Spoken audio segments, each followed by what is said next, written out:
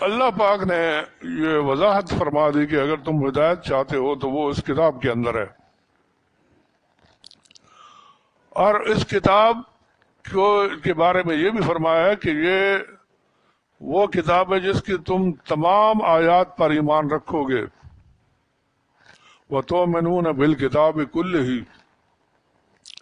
کہ تم اس کی ایک یا دو آیتوں کو نہیں مانو گے، اس کی تمام آیات پر تم ایمان رکھو گے تو تمہاری ہدایت کی تکمیل ہوگی۔ اس سے پہلے جو غیر المغضوب علیہم تھے، وہ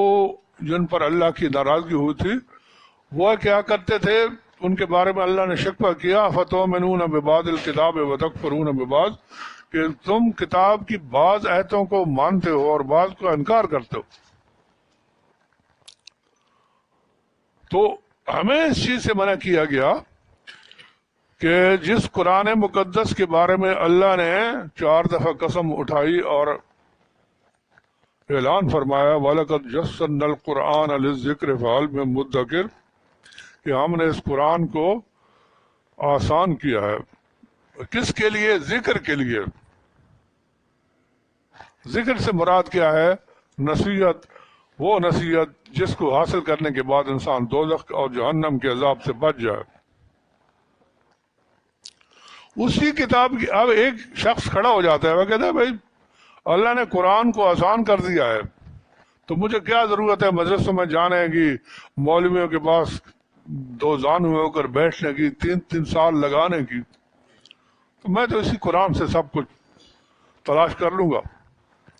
تو اسی قرآن مقدس کے اندر اللہ نے یہ بھی فرمایا ہے کہ فَإِنَّمَا يَسَّرْنَاهُ بِلِسَانِكَ،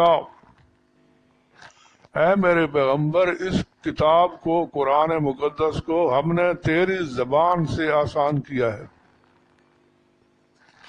لَعَلَّهُمْ يَتَذَكَّرُونَ، اگر کوئی سوچنا چاہے، سمجھنا چاہے، نصیحت حاصل کرنا چاہے تو تیری زبان کا محتاج ہوگا۔ اس میں 2 اشارے ہیں، ایک تو عربی زبان جو نبی علیہ السلام کی زبان تھی، کیونکہ اللہ فرماتا ہے وَمَا أَرْسَلْنَا مِن رَسُولٍ إِلَّا بِلِسَانِ قَوْمِهِ، کہ جتنے بھی رسول آئے تھے وہ اپنی قوم کی زبان کے مطابق آئے تھے۔ عربوں کی زبان عرب تھی، قرآن عربی میں اترا، تو نبی علیہ السلام کی زبان بھی عربی تھی۔ ایک دوسرے لسان سے مراد کیا ہے؟ آپ کی زبان مبارک، لسان جس کو انگریزی میں ٹانگ کہتے ہیں، دونوں باتیں۔ اس سے مراد کیا ہے کہ ایک تو عربی زبان سیکھنی پڑے گی، اور دوسری کیا ہے کہ نبی علیہ السلام نے جو تشریح قرآن مقدس کی بیان فرمائی ہے اس کو بھی ماننا پڑے گا، اس پر بھی ایمان رکھنا پڑے گا۔ یہ بھی ایمان بالکتاب کا مسئلہ ہے کہ ایک شخص کہتا ہے کہ جی نبی علیہ السلام تو روز قیامت یہ اعلان کریں گے کہ یا رب ان قوم اتخذوا ھذا القرآن مہجورا، اے اللہ اس میری قوم نے قرآن کو چھوڑ دیا تھا۔ وہ اس ایک آیت کو تو دیکھتا ہے، لیکن اس کے جو اللہ کا رسول ہم پر الزام لگا رہا ہے اس دن، اس سے پہلے اللہ نے اس ظالم کی ایک صفت بیان کی ہے، جو وہ روز قیامت اپنے ہاتھوں کو کاٹ کر منہ پر تھپڑ مار کر کہے گا کہ یا لیتنی اتخذت مع الرسول سبیلا، اے کاش کہ میں نے رسول کے ساتھ راہ پکڑی ہوتی، یا لیتنی لم اتخذ فلانا خلیلا، اے کاش میں نے رسول کو چھوڑ کر فلاں کو دوست نہ بنایا ہوتا۔ تو یہ بھی کتاب کی آیت ہے، اور اسی کتاب کے اندر اللہ پاک فرماتا ہے یہ سب کچھ کس کے سلسلے میں ہے کہ قرآن پر عمل ہم نے کیسے کرنا ہے، اور وہ کون سکھائے گا۔ آج کے دور میں ایک شخص کھڑا ہو جاتا ہے اور کہتا ہے کہ جس طریقے سے محمد الرسول اللہ صلی اللہ علیہ وسلم نے قرآن کو سمجھا تھا میں بھی اسی طرح سمجھ سکتا ہوں، تو آپ کا اور میرا اس کے بارے میں کیا فیصلہ ہوگا؟ جو یہ کون ہے؟ یہ ایسے اشخاص کے بارے میں اللہ فرماتا ہے ارأیت من اتخذ الہہ ہواہ، کہ کیا ہے محمد صلی اللہ علیہ وسلم اور اے مخاطب قرآن، آپ نے اس شخص کو نہیں دیکھا جس نے اپنے نفس، خواہش نفس کو اپنا معبود بنایا ہے؟ کہ یہ ترجمہ اور یہ مطلب جو ہے نا یہ قرآن کے، یہ میری تائید میں آ رہا ہے، میں اس کو مانوں گا، اور جو میری مرضی کے خلاف ہوگا میں اس کو نہیں مانوں گا۔ تو اللہ پاک فرماتا ہے اسی کتاب کے اندر کہ لا تتخذوا الہین اثنین، دو الہ نہ بناؤ، انما هو الہ واحد، ایک الہ بناؤ، اسی کی بات مانی جائے گی۔ جو اللہ کا پیغمبر جس کی اتباع کرتا ہے اس کی اتباع ہمیں بھی کرنی پڑے گی، اور کس طریقے سے کرنی پڑے گی؟ وہ اس طریقے سے کرنی پڑے گی کہ جس طرح اللہ نے اس کتاب مقدس کے اندر خود بیان فرمایا۔ اور سورہ آل عمران میں اللہ پاک فرماتا ہے قل ان کنتم تحبون اللہ، اے میرے پیغمبر ان سے کہہ دو کہ تم اگر اللہ سے محبت رکھتے ہو فاتبعونی، میری اتباع کرو، اور اس کا رزلٹ کیا ملے گا؟ یحببکم اللہ، اللہ تم سے محبت کرے گا۔ آگے دوسرا جو ہے حکم دیا، بلکہ فتویٰ لگایا، قل اطیعوا اللہ والرسول،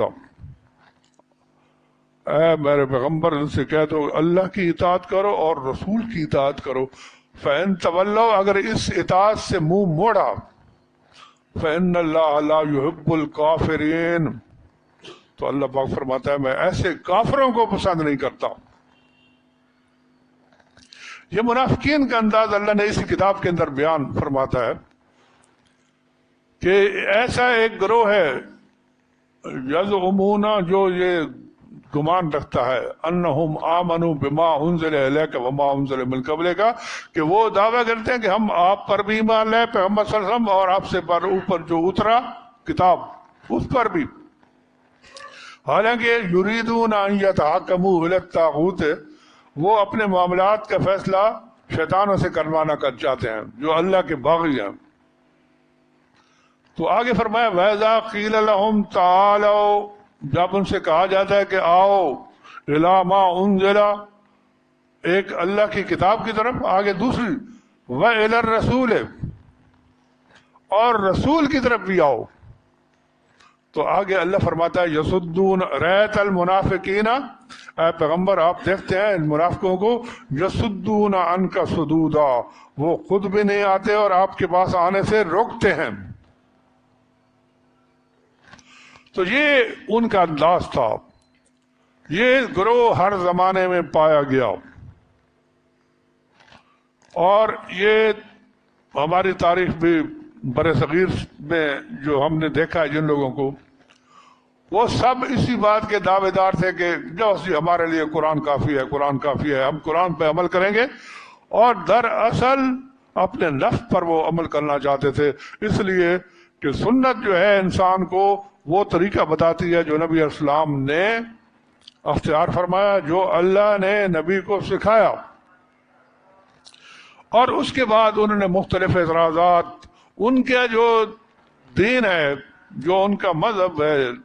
اس کی بنیاد شبہات اور اعتراضات پر ہے، ان کے پاس جواب دعویٰ نہیں ہے کہ ان سے کرو کہ یہ تو اعتراضات ہیں تمہارے، ان کو رکھ دو، لیکن تم اپنا جواب دعویٰ تو پیش کرو۔ اس میں وہ اتنے بری طرح پھنستے ہیں کہ اس پر کافی کتابیں لکھی جا چکی ہیں۔ ابھی ہم بیٹھے تھے تو ہمارے ایک ساتھی نے ان کا اعتراض بیان کیا کہ دیکھو حضرت عمر فاروق رضی اللہ عنہ کے سامنے جب نبی علیہ السلام بیمار ہوئے تھے تو آپ نے فرمایا کہ ایک قلم لوات لے آؤ، کاغذ لے آؤ، کہ میں تمہیں ایسی چیز لکھ دوں کہ تم اس پر عمل کرو گے تو گمراہ نہ ہوگے۔ تو حضرت عمر نے فرمایا رضی اللہ عنہ کہ حسبنا کتاب اللہ، ہمارے پاس اللہ کی کتاب موجود ہے، وہ کافی ہے۔ تو یہ آج سے کافی سال پہلے ہمیں ایک استاد نے سمجھایا تھا کہ بھائی یہ جو دعویٰ کرتا ہے اگرچہ وہ پوری طرح منکر سنت ہے تو پھر تو اس کو دعویٰ صحیح ہے، لیکن ایک شخص سلاد بھی سنت کے مطابق ادا کرتا ہے، اذان بھی سنت کے مطابق ادا کرتا ہے، اس کے سارے اعمال سنت کے مطابق، اور وہ یہ دعویٰ کرتا ہے کہ حسبنا کتاب اللہ. تو اس سے کہو کہ تم اس حدیث پر عمل کرتے ہو، تم اس حدیث کو صحیح مانتے ہو، تمہیں تو پھر اس قرآن کے مطابق سب کچھ کرنا چاہیے اگر یہ روایت صحیح ہے تو. اور پھر ان کے آپس کے قرآن کے نام پر آج جو فرقے ہیں، آج آپ کے شہر میں بھی ہیں اور پورے پاکستان کے اندر ہیں. عبداللہ چکڑالوی سے یہ تاریخ شروع ہوئی تھی، تو وہ پہلے اہل حدیث تھا، اس کے اوپر کچھ عیسائیوں نے اور مستشرق لوگ جو دوسرے مذاہب کے ہوتے ہیں، اسلام پر تنقید کرنے والے، انہوں نے اعتراضات کیے. وہ ان کا اعتراضات کا جواب نہ دے سکا تو اس نے ان چیزوں کو چھوڑ دیا.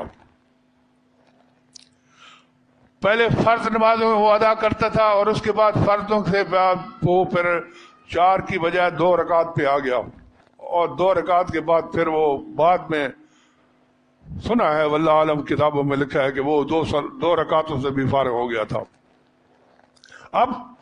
جو حدیث کے نام پر لوگ اعتراض کرتے ہیں کہ تمہارے حدیث کے ماننے کے باوجود 8 اور 9 فرقے ہیں،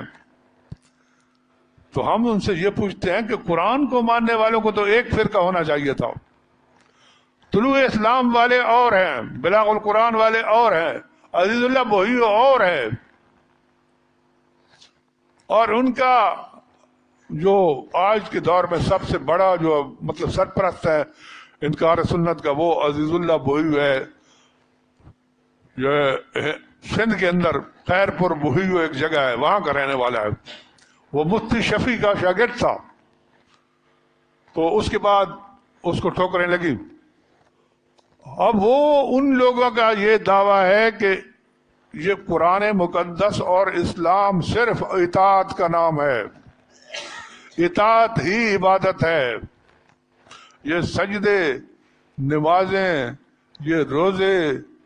یہ اعتکاف، یہ کچھ نہیں ہے. اطاعت ہی اسلام ہے. جب آپ اللہ کی اطاعت کریں گے تو آپ اللہ کی عبادت کریں گے. تو ان کے ماننے والوں سے ہم نے پوچھا کہ بھائی اگر یہ بات ہے تو اللہ پاک جو قرآن پاک میں فرماتا ہے اطیعوا اللہ و اطیعوا الرسول و اولی الامر منکم، اطاعت کا معنی عبادت اور عبادت کا معنی اطاعت. تو گویا اللہ کہہ رہا ہے کہ تم اللہ کی عبادت کرو، رسول کی عبادت کرو اور اولی الامر کی عبادت کرو. سارے یعنی ان کے متضاد قسم کے دعوے ہیں. وہ کہتے ہیں کہ سجدہ جو ہے، سجدہ دراصل اطاعت کا نام ہے. سجدہ جو قرآن میں آتا ہے النجم والشجر یسجدان، کہ اپنا ستارے اور درخت سجدہ کرتے ہیں، وہ کہاں زمین پر ماتھا ٹیکتے ہیں. تو وہ کہتے ہیں کہ یہ اطاعت نہ ہے. اطاعت یہ عبادت جو ہے نا، اس کو پرستش وہ کہتے ہیں کہ پرستش والا اسلام نہیں آیا. اب سوال پیدا ہوتا ہے کہ اگر تمہارا یہ معنی صحیح ہے تو پھر یہاں پر سوال پیدا ہوتا ہے، قرآن مقدس کے اندر اللہ تعالیٰ نے ملکہ سبا کا واقعہ بیان کیا ہے کہ وہ ایک عورت تھی، وہ اپنی قوم کی حکمران تھی، اور وہ کیا کرتی تھی، اب ان کے مطابق جو حکمران تھی، وہ جو رعایا تھی اس کی اطاعت کرتے تھے تو اس کو سجدہ کرتے تھے. لیکن ہدہد جو سلیمان علیہ السلام نے بھیجا تھا پرندہ، جب وہ واپس آیا تو اس نے آ کر سلیمان علیہ السلام کو بھی بتایا اور ان کے درباریوں کو کہ وجدتها وقومها يسجدون للشمس من دون اللہ، کہ وہ اور اس کی قوم جو ہے وہ سورج کو اللہ کے سوا سجدہ کرتے تھے. اب سوال پیدا ہوتا ہے کہ اگر سجدہ اطاعت کا نام ہے تو ذرا ان سے پوچھیں کہ وہ سورج کی اطاعت کیسے کرتے تھے. یہ اپنے ہی ضابطوں کے اندر بھی بیچارے پھنس جاتے ہیں. پھر اگر اطاعت کا نام ہی سجدہ ہے اور اطاعت ہی عبادت ہے تو روز قیامت ہر کافر اللہ کی بارگاہ میں سر جھکا کے ہاتھ باندھ کے کھڑا ہوگا، ربنا ابصرنا وسمعنا فرجنا، اللہ ہم نے دیکھ لیا، مان لیا، سن لیا،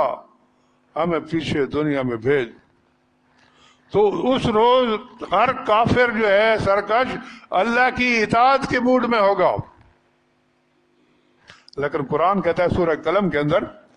کہ یوم یکشف عن ساق، اس دن بڑی حقیقت سے پردہ اٹھایا جائے گا جس کو لوگ نہیں مانتے تھے، وَيُدْعَوْنَ إِلَى السُّجُودِ، اور سجدے کرنے کی طرف بلایا جائے گا، فَلَا يَسْتَطِيعُونَ، وہ سجدہ نہیں کر سکیں گے۔ وہ کون سی اطاعت ہے جو اس دن نہیں کر سکیں گے؟ اور اس کے علاوہ بہت سارے اعتراض ہیں۔ دراصل ان لوگوں کا مقصد کیا ہے کہ نبی پاک صلی اللہ علیہ وسلم آپ کی اطاعت اور سنت سے اعراض، لوگوں کو اس سے ہٹانا کہ دیکھو جی فلاں چیز جو ہے نا وہ قرآن میں نہیں ہے۔ قربانی کے بارے میں کہتے ہیں کہ دیکھو جی قربانی تو وہاں ہے، حج کے موقع پر ہے، یہاں قربانی کیا ہے؟ تو اللہ پاک نے سورۃ کوثر جو ہے وہ مدنی سورت ہے، اور اس کے اندر نبی اسلام فرمایا انا اعطیناک الکوثر فصل لربک وانحر، اے میرے نبی آپ صلات بھی اللہ کی ادا کیجیے اور نہر قربانی جو ہے وہ بھی اللہ کی کیجیے۔ یہ سورہ کوثر جو ہے یہ تو مدینہ میں نازل ہوئی، اور پھر اللہ پاک سورہ حج کے اندر بھی فرماتا ہے وَلِكُلِّ أُمَّةٍ جَعَلْنَا مَنْسَكًا هُمْ نَاسِكُوهُ، ہم نے ہر امت کی ایک قربان گاہ بنائی جس کے مطابق وہ قربانی ادا کرتے تھے۔ اور انہوں نے ابھی چند سال پہلے کی بات ہے، بلاغ القرآن والوں نے ایک رسالہ قربانی پر لکھا تھا، اس میں لکھا تھا کہ یہ گوشتوں کو کھانے والی قربانی تو اللہ نے کسی نبی پر فرض نہیں کی۔ تو یہودیوں کا ایک قول اللہ نے سورہ آل عمران کے اندر نقل فرمایا ہے کہ الذین قالوا ان اللہ عہد الینا، یہ لوگ ہیں نا یہ کہتے ہیں کہ اللہ نے ہم سے یہ عہد لیا ہے کہ لا نؤمن لرسول، ہم کسی رسول پر ایمان اس وقت تک نہیں لائیں گے حتی یاتینا بقربان تاکلہ النار، کہ ہم پر ایسی قربانی وہ ہمارے سامنے پیش کرے جس کو آگ کھا جائے، آگ جلا ڈالے، بھون ڈالے، گلا دے۔ یہ کون سی قربانی تھی؟ تو اللہ نے فرمایا قل قد جاءکم رسول من قبلی، میرے پیغمبر ان سے کہہ دو کہ یہی چیز تو میرے سے پہلے لوگ رسول جو تھے وہ لائے تھے۔ تو دراصل اسلام وہ دین ہے جو اللہ نے صراط مستقیم کے ذریعے انبیاء علیہ السلام کے ذریعے، یہ جو انعمتا کی تعریف ہے نا تفسیر، اس کو اللہ نے دوسری جگہ بیان فرمایا ہے کہ من یطع اللہ والرسول، جو اطاعت کرے گا اللہ کی اور اس کے رسول کے، فاولئک، یہ وہ گروہ ہیں الذین انعم اللہ علیہم، جن پر اللہ نے انعام کیا ہے، من النبیین والصدیقین والشہداء والصالحین، یہ چار گروہ منعم ہیں، اور ان میں پہلا گروہ انبیاء کا ہے، اور انبیاء ہر امت کے اندر اللہ نے بھیجے، اور ان انبیاء نے جو دعویٰ کیا ہے توحید کے ساتھ ساتھ، یہ تو کہا نا ما لکم من الہ غیرہ، اور ساتھ ہی یہ کہا کہ فاتقوا اللہ واطیعون، اللہ سے ڈرو اور میری اطاعت کرو۔ اب یہاں پر بڑے جھگڑے پڑ جاتے ہیں کہ جی کتابوں میں کیا لکھا ہوا ہے، فلاں لکھا ہے۔ اصل میں جو چیز ہے کہ سنت متواترہ جو انبیاء علیہ السلام کی ان کے بعد اللہ نے جاری کی ہے، آپ سورت فاتحہ کا اپنا سورت صافات کا مطالعہ کر لیں تو اس میں انبیاء علیہ السلام کے واقعات کے اندر ہر واقعے کے آخر میں اللہ پاک فرماتا ہے وَتَرَكْنَا عَلَيْهِ فِي الْآخِرِينَ، اس سنت کو ہم نے پیچھے والوں کے لیے چھوڑ دیا، یعنی عملی تواتر۔ اب دیکھیں کہ ابراہیم علیہ السلام کا دین جو ہے وہ ابراہیم علیہ السلام کو اللہ نے عطا فرمایا